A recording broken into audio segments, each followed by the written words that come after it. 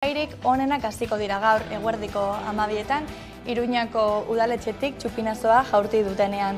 Luis Zabalza Osasuna taldeko zuzendariak bota du txupinazoa eta horrela eman diote hasiera 9 egun osatzen duten jaiari.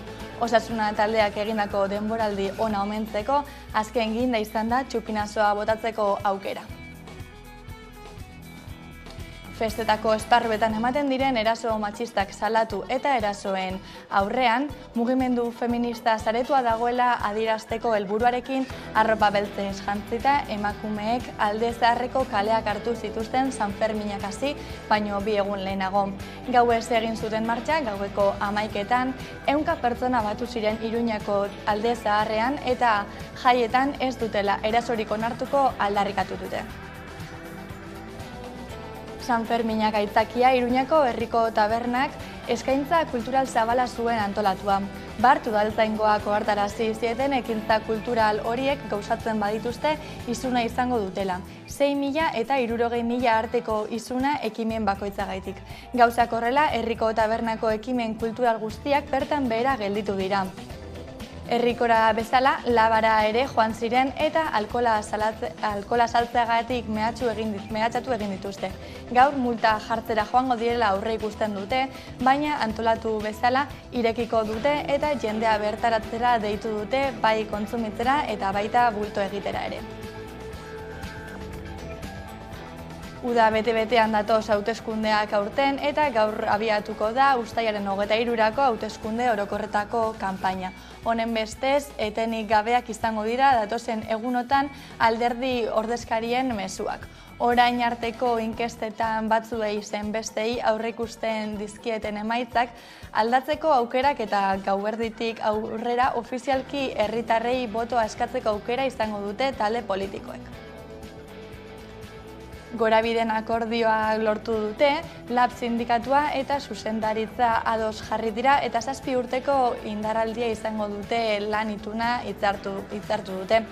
LABek ordezkari gehiengoa Gorabideen eta sindikatu abertzalea positibotzat jo du aurre akordioa.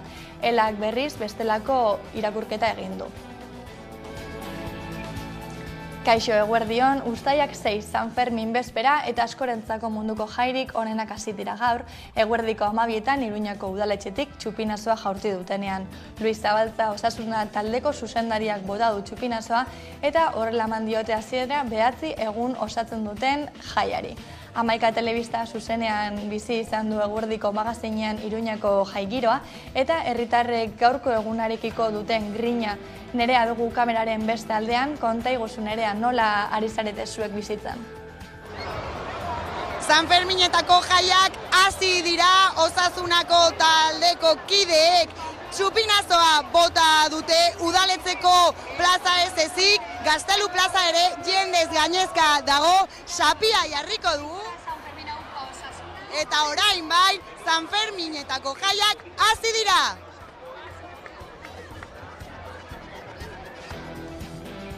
Asko izaten dira, data hauetan mundu osotik Iruñara gerturatzen direnak dagoeneko mundu osora zabaldu den jai honetara. Bertakoak ere asko izaten dira gerturatzen direnak nerea. Hainbat lekutako pertsonak hurbildu dira uztailaren 6an Iruñara txupinazoaz gozatzeko. Autobusak eta trenak jendez gainezka egon dira eta gu izan gara pertsona horietako batzuekin galdetzeko zeintzuk diren euren ohiturak eta euren ekitaldi favoritoenak Sanfermin jaietan.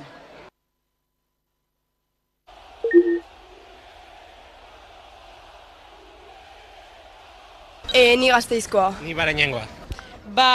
Berriozartik. Naiz hemengoa, hemen Iruñan bertan bizi naiz. Bueno, ez zentroan baina bai. Bai, Iruñakoa naiz bai. 4 egun edo horrela. Ni hemen biltzen naiz, así que...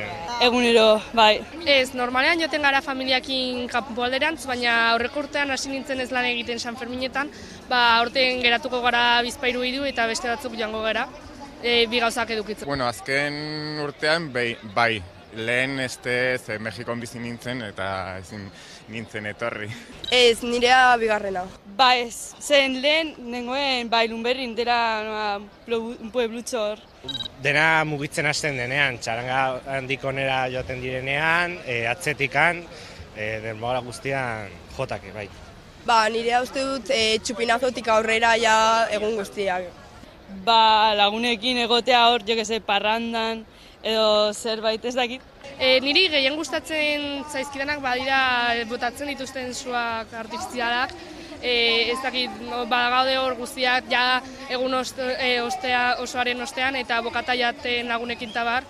Eta batzutan familiakin ere, ez dakit, momento politxaik duritzen zait. Amaiketakoa, bai. Osea, seiko amaiketakoa hori, gustokoa, bai. Nik ikusten ditu, batean joan nintzen ikustera horra, gustora ikusten ditut beti, bai. Ba, egun batzuetan bakarrik. Normalean ez, baina aurten bai tokatuko zait. Ez, nahiago ditut beste batzuk, eta gainera ez dakit badago jende asko eta zarata asko eta estresatzeko gehiago animaliek ez dakit. Kanpotik. Kanpotik. Ez nahi sartzen. Ikustera bai, baino sartu ez. Ez. Hasieran eta bukaeran, erdian oso ondo dago, baina bukaera guztia oso ondo prestatuta dago, oso polita da, eta hasiera ja da guztiok irrikitan gaude den hasteko, eta estanda egiten du batean. Ba, nire ustez lehenengo egunak dira hoberenak. Entzierrotara eta bai, txupinazora ere. Bai, gaur etortzea iruditzen zait nahiko garrantzitsuak dena hasten delako eta badako hasteko ambiente hori, giro hori eta bada nahiko polita, eta dago jendea gogokin eta disfrutatzen beraz. Nik uste bada beste momentu oso polita bizitzeko. Espeinetan ibiltzea hor alde zaharrean eta batez ere giro ona sortzea, ez? Jendea elkarrekin ezagutzea, jende berria ezagutzea eta disfrutatzea. Lehenez, gaur sartuko gara hor, bai. Ez, biziko dugu jango gara beste leku batera, hemen gertu, baina ikusiko dugu hor. Egongo dela jendea, baina esain bestez, eta nire lagun batzuk batzutan agobiatzen dira eta bizitzeko pixka lasaiago. Pues, janaria partez da giroa, ez? Kuadriarekin biltzea eta igual hori denbora partekatzea.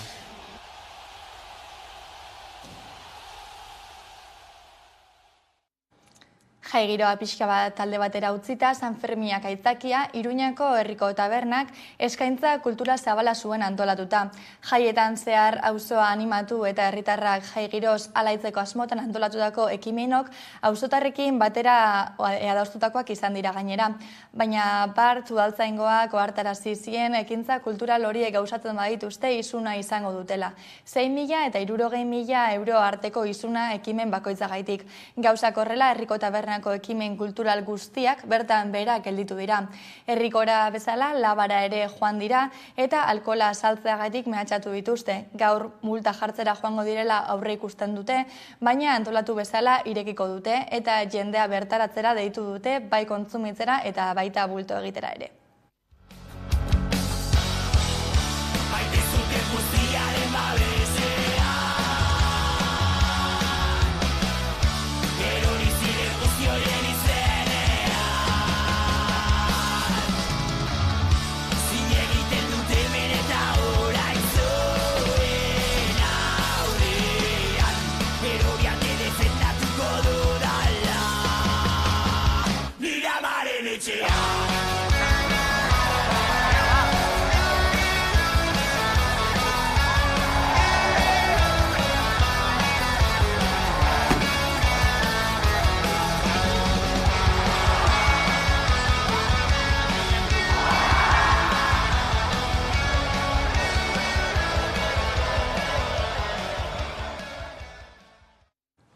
Eta 15 urte beteko dira Iruñean Jose Diego Llanes medikuak Nagore Lafa hil zuenetik, astelehenean omenaldia egin zioten Iruñean, 2008 urtez geroztik urtero egiten diote iruindar gazteari indarkeria matxistaren aurkako ekitaldia astelehen Lilak elkarte feministak antolatuta. Adituen ustez, auziak agerian utzi zuen erakundeen kezka nagusia ez zela indarkeria matxistari aurre egitea, hiriaren irudi ona zaintzea baizik. Izendatu nahi borrokatzen duten emakume hor izendatu nahi, historian astu direnak, bitaretekoak eta zalatariak, laguntzaileak eta gerrillalariak, erizainak eta ama direnak, guztiak izenik gabe, guztiak ahaztuak, atxilotuak eta torturatuak, bortxatuak eta hilarazteak, izendatu nahi, izenik gabekoak.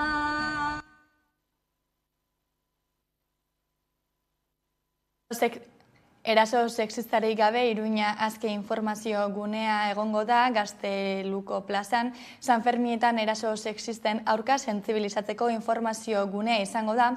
Bertan aholkularitza, orientazioa eta laguntza eskainiko dira. Erasoen aurrean zero tolerantziako erantzun bateratua emateko. Informazioaz gain, gidak, pinak, pegatinak eta txartelak ere banatuko dituzte.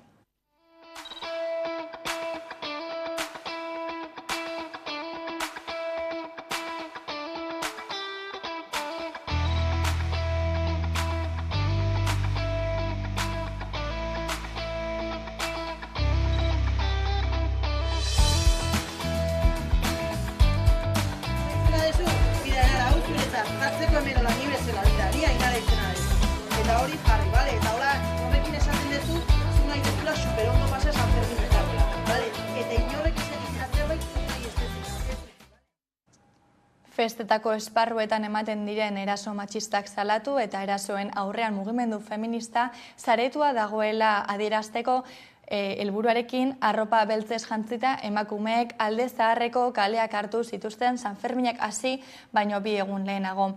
Gauez egin zuten martxak gaueko 11etan 100 pertsona batu ziren Iruñako alde zaharrean eta jaietan ez dutela erasorik onartuko aldarrikatu dute.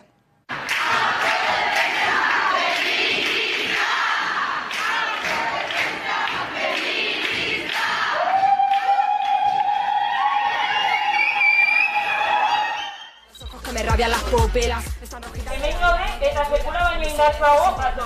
Erasorik ez, erantzurik gabe. Nos tocan, se reventamos. Nos tocan, se reventamos. Y nos tocan, se reventamos. Movida, haciendo apología, autodefensa en cada esquina. No lo quieren por su cuento, primo. Busca la cabeza y de la gran asesino que quieres. Si hay algo se repara, siempre con los más fuertes. Contigo los que me a la muerte, las malas se juntan, las malas van armadas. Dale donde duele.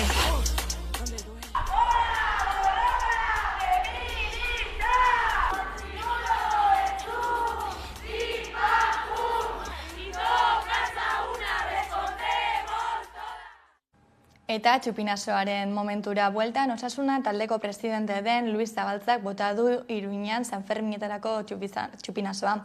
Momentuaz baliatu dira Osasuna taldea eta jarraitzaileak UEFAri mesua bidaltzeko. Honek azkenean taldea Conference Ligatik kanpo utzi baitu. Honen aurrean klubak helegitea aurkeztuko du eta UEFAren erabakiaren aurka. Beren eskubideak urratzen dituztela argudiatuz.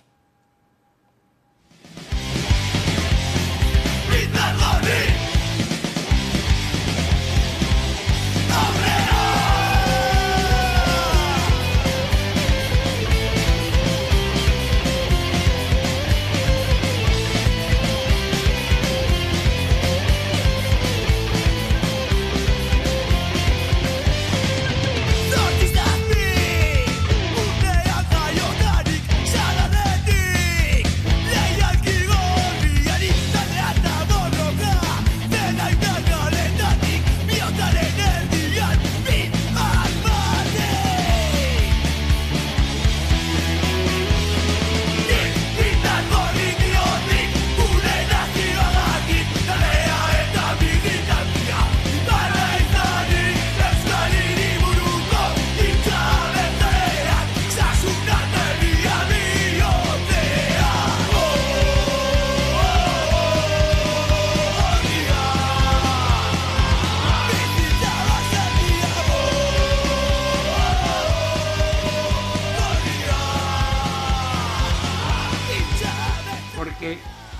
siempre hemos dicho, Osasuna nunca se rinde. San Fermiekin batera, gaur gauerdian, gaueko 12 hasiko dira uztailaren 23ko Espainiako Gorteetarako hauteskunde kanpainak ofizialki. Udako oporren hasierarekin batera biziko dute kanpaina alderdiek, baita jai giroa Nafarroako alderdikoek. Hego Euskal Herrian, Senaturako 16 eserleku eta Kongresurako 23 egongo dira jokoan. Gaur arratzaldean Bilbon izango dira EAJaren, EH Bilduren eta PSEren kanpaina hasiera ekitaldiak, Sestaon egingo du Sumarrek eta Donostian Pepek. Baina aurrez ere maiatzaren 28an izandako hauteskundeen erritmoa pixka bat gutxituta, alderdiek bestelako agerraldiak ere egin dituzte orain arte. Programen aurkezpenak edo zerrendetako hautagaien aurkezpenak adibidez. Gure herriaren eta euskal herritarren defentsan izango da kanpaina hau. Kanpaina positiboan, beraz, eta kanpaina positiboanen bidez, Euskal Herriko herri eta hiriak zeharkatuko ditugu, Bilbon abiatuko dugu kanpaina, eta hortik aurrera, Iruña, Durango, Gasteiz, Lekeitio, Oion, Donostia, Atarrabia, Gernika, Hondarribia eta Euskal Herriko hainbat eta hainbat herri eta auzo zeharkatuko ditugu. Gainera, kanpainan zehar Euskal Eskerra Republikana de Kataluniako kideen partaidetza eta presentzia ere izango dugu. Maila anitzeko gobernantza erabilgarria, irekia eta parte hartzailea eskatzen dugu. Modu horretan, Euskadi bezalako errealitateak, Europan partaide eta protagonista izango dira. Europan partaide eta protagonisma izango diran pertsonak eta gizarte kohesioa bizikidetza eta garapenerako oinarri gisa jarriko dituen batasun batean.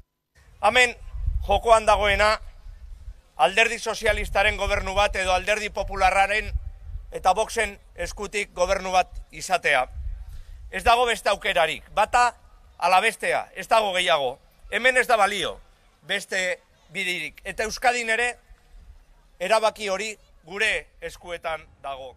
Esan bezala, uda bete-betean datoz hauteskundeak aurten, eta gaur abiatuko da uztailaren 23ko hauteskunde orokorretako kanpaina, honen bestez, etenik gabeak izango dira datozen egunotan alderdi ordezkarien mezuak. Orain arteko inkestetan batzuei zen bestei aurre ikusten diete emaitzak aldatzeko aukerak eta gauerditik aurrera ofizialki herritarrei boto askatzeko aukera izango dute talde politikoek.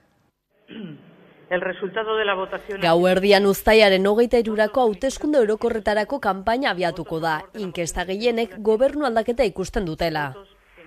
23 diputatu aukeratuko dira guztira Hego Euskal Herrian, 18 diputatu Euskal Autonomia Erkidegoan eta 5 Nafarroan. EH Bilduren kasuan Hego Euskal Herriko lehen indarra izan nahi du. Ezkerra Abertzaletik sinetsita daude maiatzaren 28ko hauteskunden ostean ikusitzen aldaketarako nahia berretxiko dela uztailaren 23an.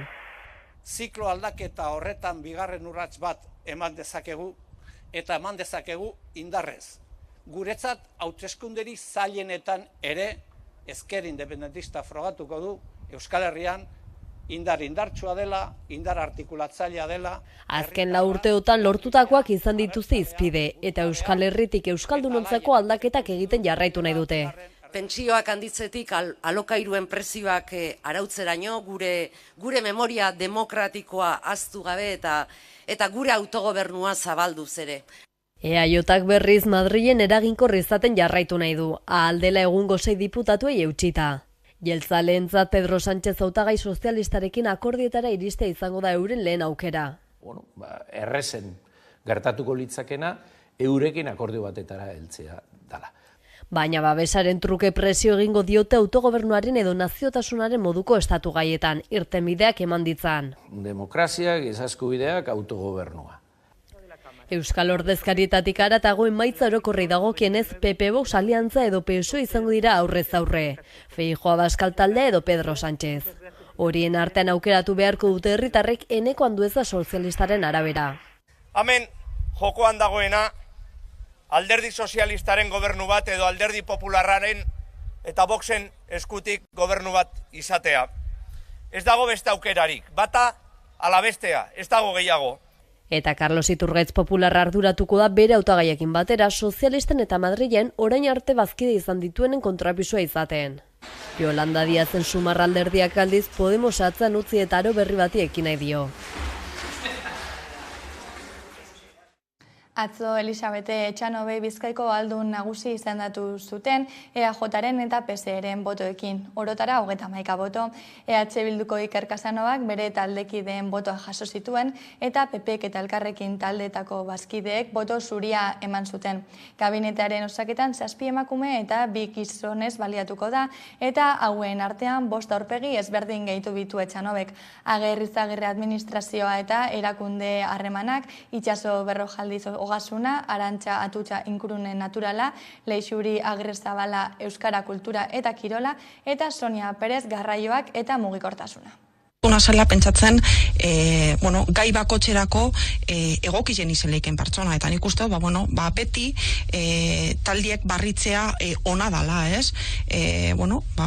Askotan, gauzak aurrera ikeko berriztapen hori beharrezkoa da, eta holan, pentsau dut. Eta nik, azpimarratu nahiko neuke, akordioa ona dala Bizkaiko herritarrentzako. Eta alde biok posik gauzela eta gustora gauzela lortu dugun akordioagaz. Gaur goizean aurkeztu da Zabaiako espetxean Alfredo de Miguel 12 urte eta 4 hilabeteko espetxe zigorra betetzera. Aldiz Kolo Otxandiano atzo sartu zen bere kabuz. Iruzurra eta ustelkeria egotzi zaie.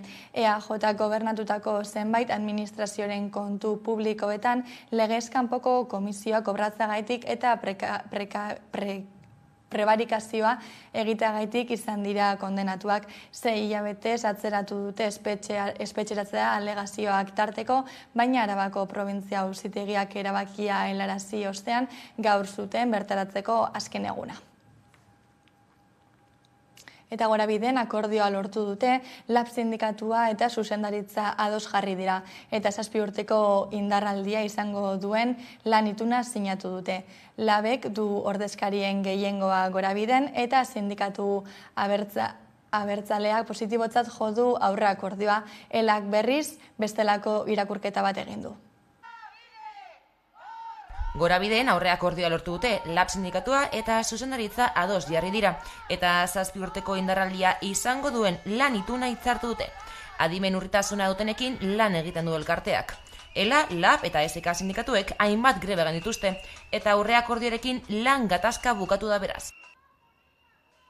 LABek du ordezkarien gehiengoa Gorabiden eta sindikatu abertzaleak positibotzat jo du aurre akordioa. ELAk berriz besterako irakurketa egin du. Elkarteko langile guztiek 33,7ko soldata igora izango dute, eta LABek adierazi duenez, horrek erosahalmena bermatuko du, eta gainera, igoera kapiaren gainetik dago. Era berean hitzarmenak indarraldia duen 7 urteetan, kapi erreala eta egiazkoa bermatzeko bermea jasotzen du aurre akordioak. Baina hobekuntza gehiago ere bildu ditu, besteak beste, hainbat kategoriek oinarrizko soldatak izatea, eta norberen aukerako 8 egun. Hala ere, ELAk ezetz esan dio Bizkaiko Aldundiaren menpe dagoen aurre akordioa sinatzeari. Izan ere, ohartarazi duenez, kolektiboren borrokak ez du merezi sinatutako akordioaren edukia. Eta hainbat baieztapen eman ditu, tartean akordioak ez duela erosahalmena bermatzen itunaren indarraldiko 7 urteetan. Baina LABek bigarren ohar bat argitaratu du eta bertan salatu duenez egiazko ez diren baieztapen asko egin dituelak. Edonolare akordioak hainbat hobekuntza jasotzen ditu, eta Gorabideko langileek lan gatazka bukatutzat eman dute. Eta ildo beretik, 3 urteren ostean lan hitzarmena berritu dute Gaudeko langileek. Hala, aniztasun funtzionala duten pertsonak zaintzen dituzten 150 beharginek euren lan baldintzak hobetu dituzte. Eta LAB sindikatuak prentza ohar bidez adierazi duenez akordioa langileek egindako mobilizazio lan uste eta greben egunen emaitza izan da. 3 urteren ostean lan hitzarmena berritu dute Gaudeko langileek. Hala, aniztasun funtzionala duten pertsonak zaintzen dituzten 150 beharginek euren lan baldintzak hobetu dituzte. Adostutakoari esker, langile guztiek 120ko eta zaintzaileek 153ko soldata igoerak izango dituzte. Eta LAB sindikatuak prentza ohar bidez adierazi duenez, akordioa langileek egindako mobilizazio, lanuzte eta greba egunen emaitza da. Besteak beste, hauek dira lortutakoak, erosalemena bermatzen dituen soldata igoerak, lanaldi murrizketa, lanaldi jarraituak errasteko neurriak, prestakuntzan hobekuntzak, hala nola, enpresak bere gain hartzeatetak, joan etorriak eta 400 eurainoko matrikularen kostuak elkartetik kanpoko ikastoretarako. Eta horrez gain, euskarekiko konpromisoak hartu ditu gaudek. Langileek Bizkaiko Foru Aldundia egin dute erantzule zerbitzuaren kalitatea prekarizatu eta zenideak eta langileak aurrez aurre nahi dituen sistema bat inposatzeagatik. Edonolare sindikatu abertzaleak nabarmendu du akordioa langileek egindako borrokagatik izan dela. Beste jai batzuetara egingo dugu salto, Andramari Zubiaren jaietan ere etxera mezua kalean aldarrikatzearen garrantzia azpimarratu du Sarek eta abuztuaren 5ean etxera manifestazioan parte hartzeko deia egin dute. Urruntze politika gainditu den arren, euskal prentsoen eskubideak urratzen jarraitzen dute eta horren adibide dira azken hilabetetan eman diren gradu erregresioak. Gauzak horrela abuztuaren 5ean atzaldeko 8:00 Andramari Zubiaren plazatik abiatuko da manifestazioa.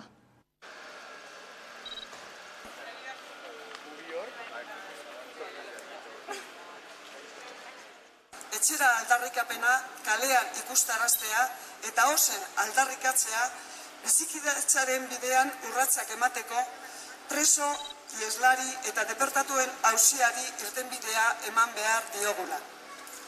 Etxera bai, etxean nahi ditugu. Eta helburu hori errealitatea izan dadin, denok beharrezkoak gara.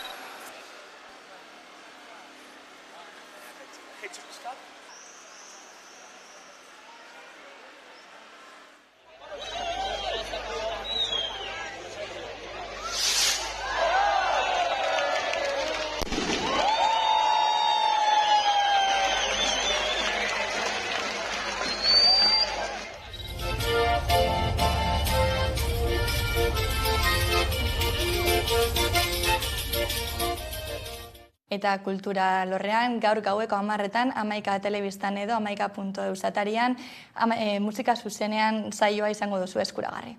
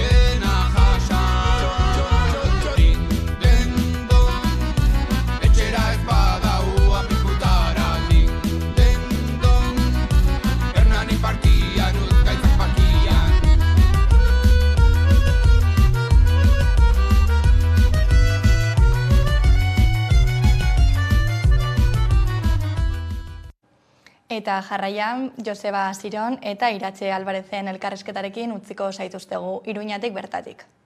Entzun dezakezue, kaleko abarrotxa, hau hasi besterik ez egin, festak lehertu berri duelako, Iruñan San Ferminetan, San Fermin bereziak izan ziren iazkoak eta aurtengoak esan genezake bete-betean datozela eta zentzu zabalenean, kanpaina hasiera, aizue osasuna ere hortxe kinkalarrian, tira, gonbidatu ezin hobeak gaur guzti honi buruz aritzeko tarte batez lapurtuko izugu, Joseba, gaur badakigu txupinazoaren ondoren hitzordu asko izaten dira, katean bata bestaren atzean, tira, zen moduz joan da txupinazoa, ze bizipen izan da urtengoa? Bueno, San Ferminak beti guztiak izaten dira ezberdinak ez, baina badira errepikatzen dian gauzak. Barruan esan diate, naiz ni lehenago horretan erreparatu, ni naizela orain bozela maileen artean veteranoena. Ez dakit horrek poza hundi ematen didan, baina, bueno, ez dakit, ja baduzu trajektoria bat, ez, eta beti hor barruan egia da udaletxea momentu honetan eromena da beti izaten da, baina behin honetan gehiago. Eta, bueno, urduritasun horrekin, ez, txupinazoa ja botatzear dagoela eta jai guztiak dituzula oraindik aurretik, pues hori momentu oso gozoa da. Momentu gozoak, baina deigarriak ere bai. Goazen detaile batzutara, txaskarrillo gisara, iritsi zait, gaur esate baterako Norma Duval, edota Padilla toreroa bera ere, Espainiar gizartean aski ezagunak, gaur Iruñeko udaletxean izan direla. Akaso, UPNek badu joera bat bere agintaldia reafirmatzeko, udaletxea berea dela, kasi apirileko feriako kaseta propioa duela, San Ferminetan, txupinazan badirudi estu heldu nahi diotela horri, edo zein da kontua? Bueno, hombre, nik uste San Ferminetan mundu guztia ongi etorria dela, barne Padilla jauna edo Norma Duval Andrea, baina egia da momentu horretaletxe barruan nik igual nahiagoko nituzke beste pertsona batzuk, ez? Adibidez, sartu ez diren kolektiboen ordezkariak, langileen ordezkariak, ez? Mugikortasun arazoak dituztenak, ez? Hoi adibidez pasaden legealdian guk horretan azento handia jarri genuen, eta orain iruditzen zait hori ez dela inbeste zaintzen.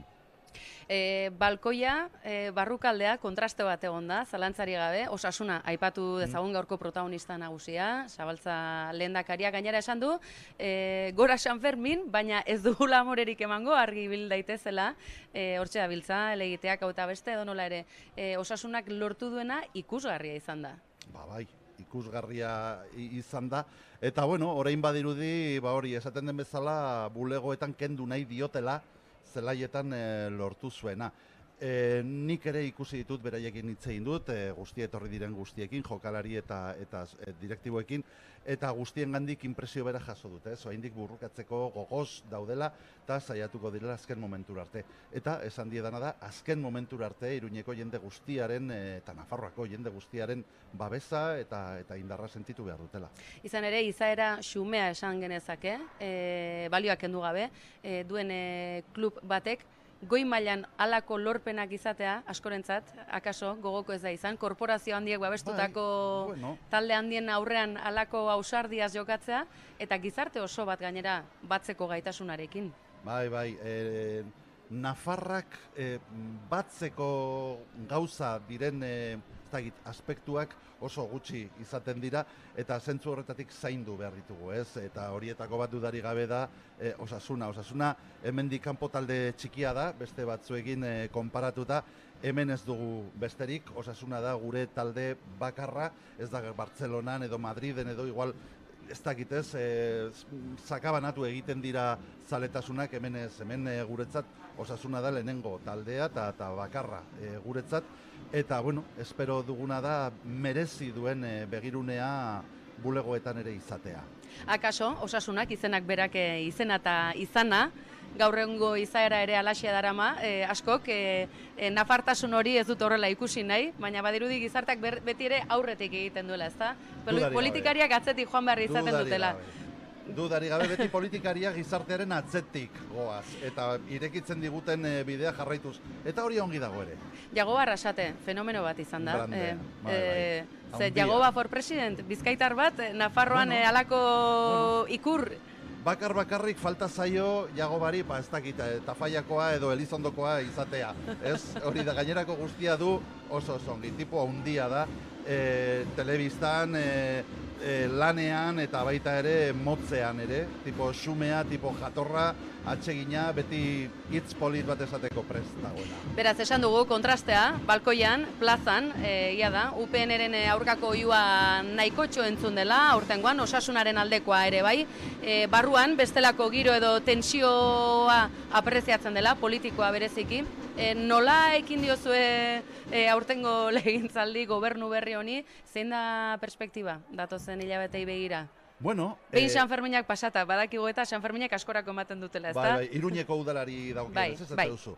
Bueno, pues, guk zerbait baldin badugu ona da, zan genuen, prest geundela gobernua hartzeko lehenengo momentutik, bagenituen sekulako zinegotzi onak, taldeak eratuak, prestatuak, kuadro guztiak, eta baita ere programa bat eta egutegi bat, baina zera berarekin esate dizut, lehenengo momentutik gaudela prest oposizioa egiteko. Hau da, dueloa egin genuen asteburu batean, eta orain ja oposizioa egiteko prest, eta beti egongo gara prest baita ere gobernua hartzeko noizbait baldintzak betetzen baldin badira. Oposizio ere eraikitzailea izan daitekelako beti ere, edo nola ere, hauteskunde kanpaina bete-betean murgildu berri gara, zerrendan ere bazoaz.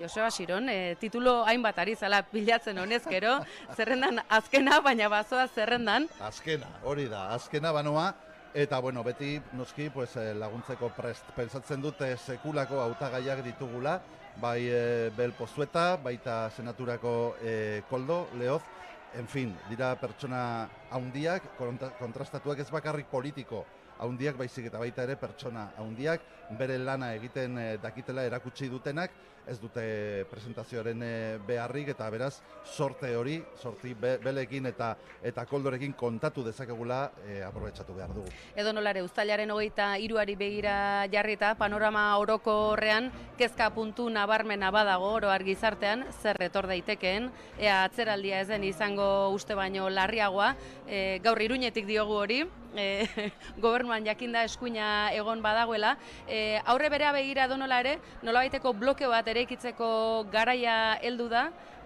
berriz ere gehiegi atzera ez egiteko, edota berriz ere fasismoa gobernutara ez heltzeko, hori nola geldiari hazi daiteke, azken orduotako berriak dira, Eusko Alderdi Jeltzaleak esate baterako, Alderdi Popularra, Alderdi Sozialista, nolako dei zabalak egiten hasiak dira, hor non kokatu behar du Ezker Subiranista eta Nafarrak? Bueno, Ezker Subiranistak eta kasu honetan Euskal Herria Bilduk erakutsi du bere tokia badagoela instituzio guztietan, eta guztietan izan gara garrantzitsuak ezinbestekoak baita ere. Sekulako lana egin dugu hemen Iruñan, adibidez, eskuinari bizkarra okertzeko, baita ere oso importanteak izan gara Nafar gobernuan, politika aurrerakoiak aurrera atera ahal izateko, eta Madriden ere bai, ezinbestekoak erabaki horrak izan gara, adibidez, etxe bizitza legea aurrera ateratzeko. Beraz, dudari gabe gainera Euskal Herria Bilduri bozka ematea da, hori ez, apostu bat indar aurrerakoi eta ezkertiarren alde. Datozen egunei begira, bukatze aldera. Pronostikoa, zer nola datoz San Ferminak? Zer moduzko giro aurre ikusten da? Tensio antzematen da. Tensio antzematen da, azken ordutan ikusi dugulako besteak beste, hainbat egitarau herrikoi, herri San Ferminetako egitarau hainbat, honezkero ezingo direla egin, eragozpenak, udaltzainak ikusi ditugu, honezkero isunak badira batean bestean. Zer nolako aurre ikuspena egiten duzue San Ferminena? Badirudi batzuk badaramatela bere ADN-en jaiak berotzearena, ez? Azken orduetan gainera herrikorekin gertatu dena edo hainbat peinek ere izan dituzte arazoak. Bueno, badirudi tentsio horretan elikatzen direnak badaudela. Nik desira bikoitza dut alde batetik dudari gabe, gainera espero dudana da pertsona guztiak Iruñan hori ez, seguruak eta errespetatuak izango direla, kaletik nanoski batez ere eta bereziki emakumeak munduko jai hoberenak dira Iruñekoak, eta ja ezin hobeak izateko hori da falta zaiguna, hori da lortu behar duguna, eta gero dudari gabe baita ere beste mezu bat pozarena, alaitasunarena, baina baita ere errespetuarena. Pentsatzen dut, errespetuz ere egin daitekela hori ez, jaiak bizi, eta norberaren haserreak edo norberaren pozak transmititzeko modu oso eraginkorra dugu uztailaren 23an. Izan ere, ez dugu ahaztuko, San Ferminen ingurumarian lanketa handia egin dela, emakumeen parte hartzea indartu, baldintza duinak eskaintzeko, eta aurre lan horri esker ere, ondorenerako geratzen diren zoritxarreko eraso, protokolo eta ezberdinak ez, alden gutxien erabili behar izate hori, ezta? Espero dezagun, badakigu, hemen badagoela arazo bat, arazoa noski ez da Iruñarena, arazoa da jai ereduarena, dugun jai eredua, Iruñak esportatu du, esango nukenik mundu erdira jai eredu bat, jai eredu oso ona da, oso polita, oso atsegina, baina badu problema hori, ez? Gizarteak bideratu beharreko zerbait.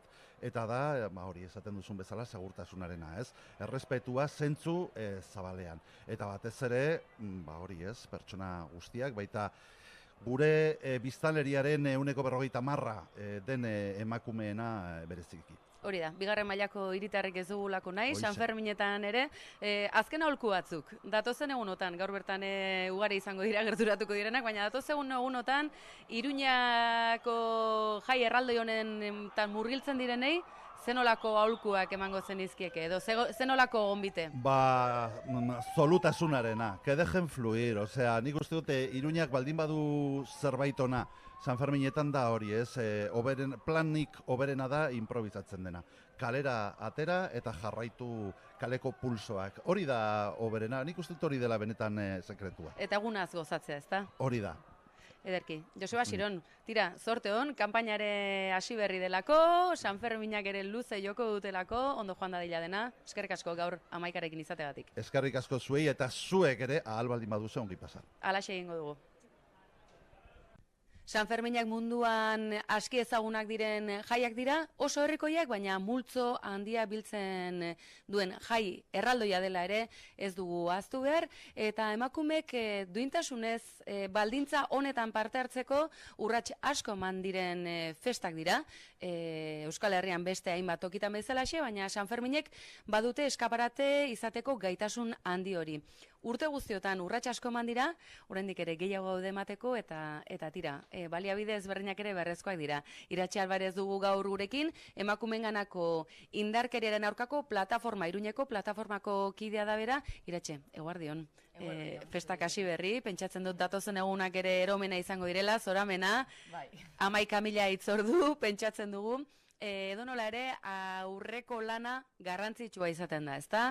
Datozen egunei begira. Bai, batez ere gure lana izaten da aurretik prestakizun guztiak prest izatea, eta bueno, beti desio bera dugu gutxitan osten digute, baina bada egun hauek lasaitasunez pasatzea, eta bueno, gozatzea eta disfrutatzea, eta ez egotea hitzordurik aldez aurretik pentsatuta genituenak baino. Bideo horretan pentsatzen dut plataforman burua uste edo hitzorduak izango zenituztela azken asteetan, urte osoko lana izaten da, zalantzari gabe, bakoitzak bere esparruan, erakunde publikoek eurena egin ohi dute, normalki behintzat, Iruñeko udal gobernuak garai ezberdinetan egia da urratsi gehiago mandituela, tira, gauzak honela.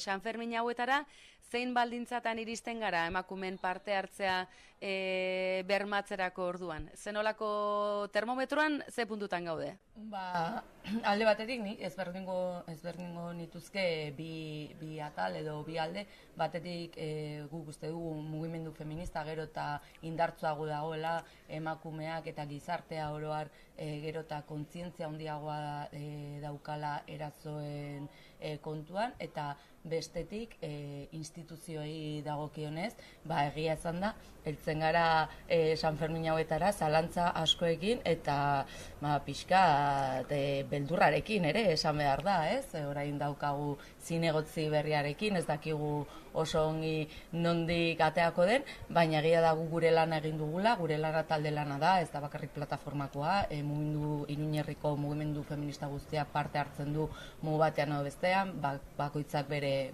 esparruan eta bere lanak egiten, peinek baita ere, eta eragile sozial eta jaietan parte hartzen duten guztiok parte hartzen dute ere kanpaina honetan. Talde lanazari garenean, Iratxe, entzulek ideia egin dezaten. Pentsatzen dut, batetik protokolo ezberdinak zehaztea, definitzea, horretarako baliabideak jartzea, ez dakit laguntza behar duenak ere eskura izan dezan ere mesua alik eta presenten izatea. Lan txiki ezberdinak izaten dira, ezta? Urte askotako lana da, eta orduan egia da gure protokoloa, garai batean Gora Iruñarekin batera konpartitzen genuena da, eta guztiek bakite hor dagoela, eta eskatzen digute, baina ere ematen digute, ebatzen diogu, eta eskatu ez. Eta gero, bestetik badago akordio bat udalarekin, erantzunaren inguruan, ez? Eta egia da, printzipioz datuak konpartitzen ditugula, guk mantentzen dugu gure salaketa sozialaren telefonoa ere, eta gure protokoloa oso ezaguna da, eta bueno, egia da, gero ere hori nolabait protokolo orokorra dela, baina gero egokitzen dela gune bakoitzera, ez? Bai, peinetan, peine batzuk ere badute haien protokolo propioa, nahiz eta bestea amankomunekoa izan. Esan genezake, Iruña eredua badela urte guztiotako lanketaren ondotik, ez da ez lan xamurra izan, halako jendetza pilatzen den tokian. Eredua da eta guk uste dugu ere erreferentziala dela, ez? Eta hori bai eskatu dugula, beti eskatzen dugu, baina orain daukagun panorama politikoarekin ozenago kasi eskatzen dugula, erreferentzialtasun hori ez galtzea. Espero dezagun beraz, azken urtetako lan guzti hau ez ezan zapuztu, eskuineko berdintasun arduraun berriak hori ikusiko dugu. Hala eta guztiz ere, pentsa ezagun San Ferminetara datorren edozein bisitari emakume bakarri geratu garelako, beldur puntu bat ari zaigulako pizten, zerbait gertatu zaigulako, edo besterik gabe jakin nahi dugulako, laguntza beharra baldin badugu, zer egin, nola jakatu, norengana jo genezake? Bueno, udalarekin konpartitzen dugun protokolo horretan, badago Gaztelu plazan kaseta informatibo bat, hor badituzte baliabide guztiak, eta edo zer gertatzekotan gure telefonora aldu deitu, eta bestetik ere gure espazioetan gertatzen baldin bada, taberna askotan daude gure kartelak, barra arduradunak ere horretaz arduratzen dira, eta edo zeini nik uste dute heldu garela momentu batera non gehienok oso implikatutak gaudela kontontan laguntza eskatzea. Oro har laguntza eskatzea, ezta? Beldurrik ez izatea laguntza eskatzeko, eta ez da hila izan isilik geratzea, eta aurre hartzea, ezta? Bai, eta edozein kasutan ez da ezer intentsitate altuko erazo bat izan behar, intentsitate basuko erazoak ere kontutan hartzen ditugu eta ez aurre egiten diegu hoiei, eta gero bestetik esatea egia dela jende asko biltzen garela San Ferminetan, baina oso jai seguruak direla alde horretatik, eta emakumeok baditugula aukera asko, eta guk animatzen ditugu emakume guztiak jaietaz disfrutatzea eta kaleak hartzera ezin gaituztelako bota.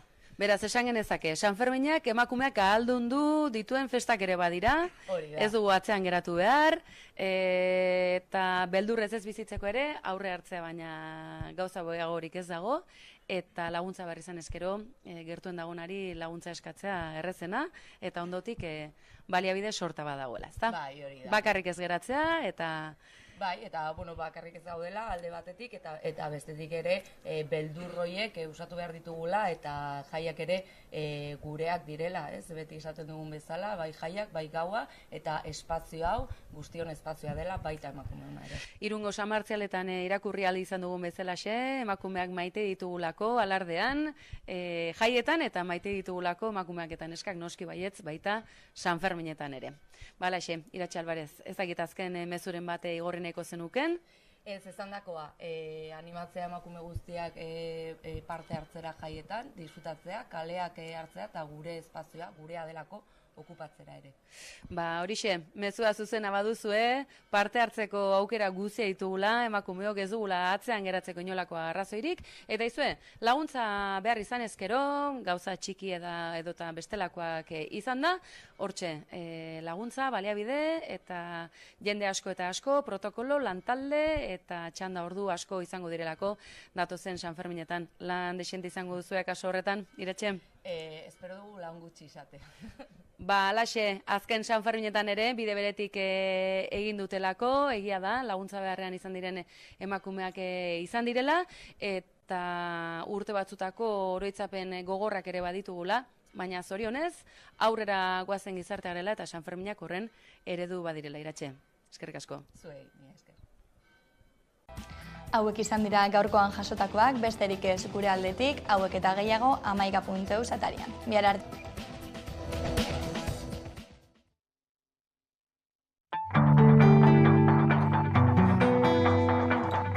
Euskal ikurren mundu mailako bira honek.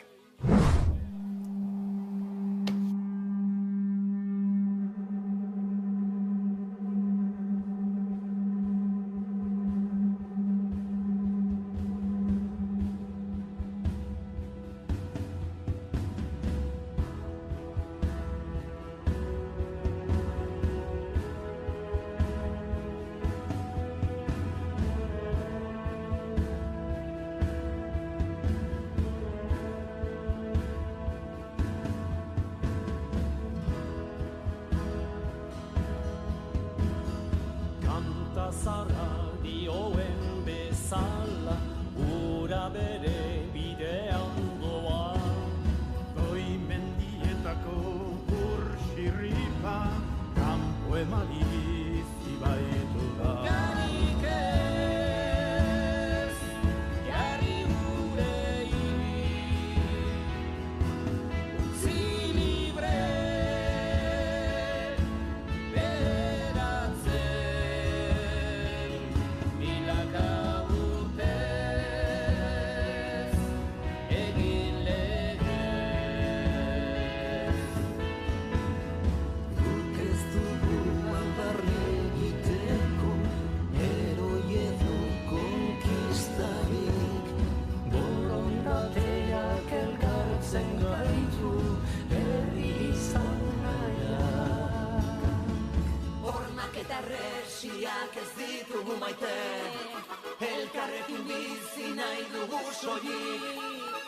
Ez du beste inor mendean hartu nahi, etorkizuna hautatu ez besterik. Hormak eta resiak ez ditugu maite. Realizatzaileek kantari aterrizatzeko eskatzen diatenez nik esan eta egin beti bezalaxe. Ikusten duzue crowdfunding delako horiek zerbaitetarako balio dute, eta ikusten duzue ikurrina erraldoi hori egitera, heldu dela gure esku dago hiritarren ekimena, askoren xoxak jarrita eta Euskal Herrian barrena, baina izue, gizonezko turrak, gizonezkoek kontatutakoa, ez dugu aztuko, goan arezazue, bai Euskal Kate Publiko, frantses espainiarrak, gizonezkoen ahotsak izan dira nagusi ez bakarrik, pantailan gurpil gainean zirenak. Alde batera utziko dugu kontu hau, izan ere, aizue, unkigarria izan da, aldarrikapena bete da, mobilizatzeko izugarrezko gaitasuna erakutsi du beste behin ere euskal jendarteak, eta izue, hau lortuta, izan dadila aurrengoa, turra, baina emakumezkoena. Bazterrean egunerokoa, eta ez gara espertzen irudia ikusteaz.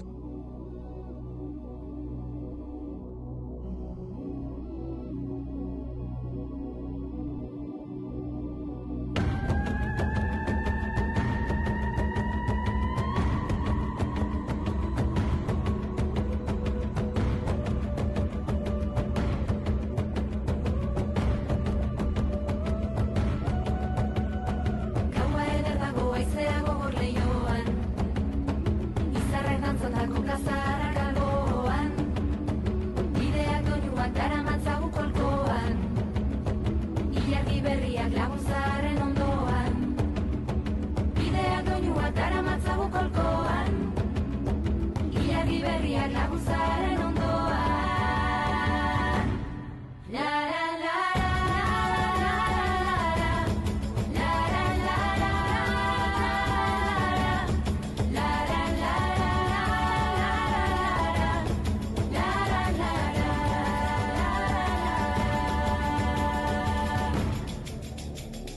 Sua maite dugu akelarre